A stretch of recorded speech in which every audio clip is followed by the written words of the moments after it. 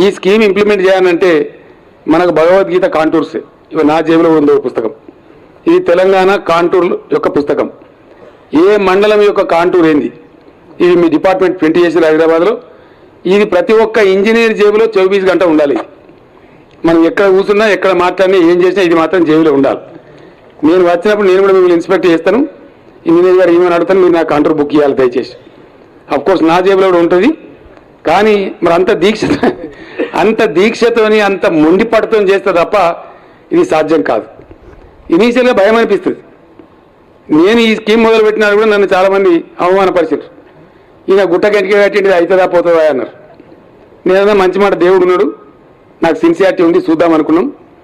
అవి నరసింహరావు గారు హెడ్ ఆఫీస్లో ఉండ్రి. ఎప్పటికప్పుడు చాలా కష్టపడి పనిచేస్తే దీన్ని సుసాధ్యం చేసినాం. ఇక్కడ ప్రజలు ఇక్కడ హ్యాపీగా ఉన్నారు, ఇప్పుడు ఇబ్బంది లేకుండా ఉన్నారు. మనం చాలా కష్టపడి